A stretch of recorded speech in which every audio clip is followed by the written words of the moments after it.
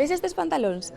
Fan falta 7.500 litros de auga para fabricalos, a mesma cantidade que debería beber unha persoa en 7 anos. A industria da moda emprega 93.000 millóns de litros de auga ao ano, pero non só por iso unha das máis contaminantes. Segundo os datos da ONU, fan falta 10.000 litros de auga para fabricar un kilo de algodón. A industria téxtil xera o 20% das augas residuais en todo o mundo, ao igual que o 10% de emisións de dióxido de carbono totais. Para que te fagas unha idea, esta industria contamina máis que todos os voos e todos os envíos por mar de mercadorías internacionais. Estas son as consecuencias do fast fashion, moda rápida de tendencia barata e case de usar e tirar.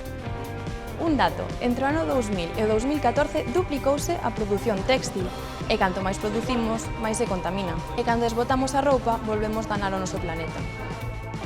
Pero os hábitos de consumo comezan a mudar. Acaba de declararse en bancarrota Forever 21, unha das marcas insignia do fast fashion estadounidense.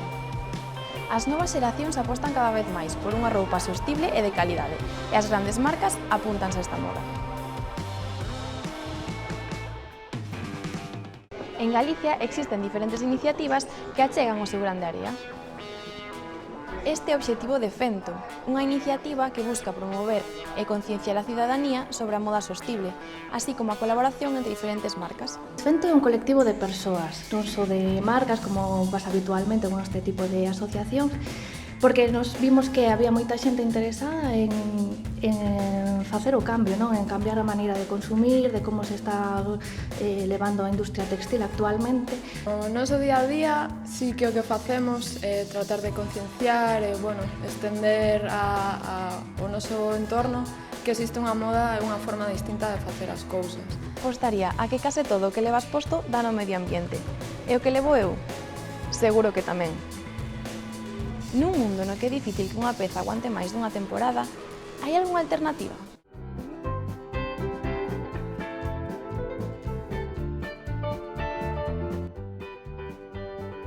Dentro de Fento hai moitas propostas e, por exemplo, a miña ten máis que ver coa recuperación de prendas que xa existen, non?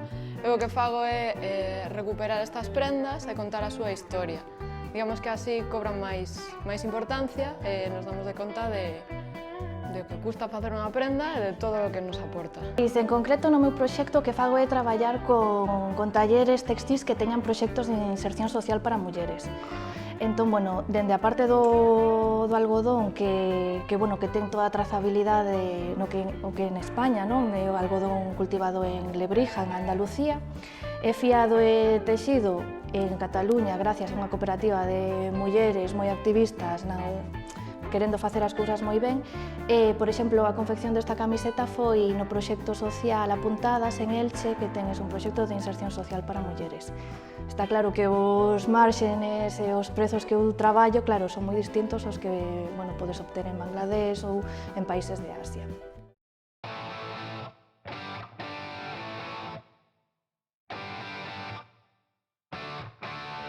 Buscando roupa para min, a verdade. Empecei interesándome xa dende fai moitos anos pola alimentación ecolóxica, e unha cousa te leva a outra, en que se coide o medio ambiente, que se utilicen tintes que se xan de baixo impacto, que non se xan perxudiciais para o ser humano, que tamén a xente que traballa durante toda a cadena teña unhas condicións laborais xustas. As bragas, que teñen diferentes modelos, así un poquinho máis altos, depende do gusto.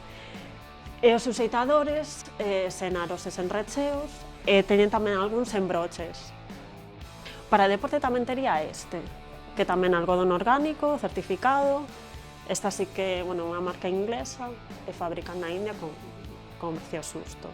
Ademais dos conxuntos de roupa interior, tamén teñen os salvaslips de tela, salvaslips e compresas, que son lavables. Son de algodón orgánico, impermeables, entón, ao final do día, remollalo un pouco e para a lavadora. Diferencia coas medias convencionais tampouco habería. Están feitas con nylon reciclado e tamén teñen agora están sacando máis con Econil, que é unha fibra sintética, pero que se fai con redes de pesca, reciclándoas. Mudar o modelo de consumo non é doado, pero hai cousas que todos podemos facer. Recordas os 3 R's que nos ensinaban na escola? Para comezar, reutilizar roupa todo o que poidas, e cando te canses dela podes doala ou vendela. Antes de tirar unha peza, recicla.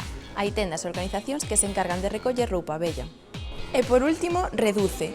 Non fai falta mercar tanta roupa. Merca con cabeciña.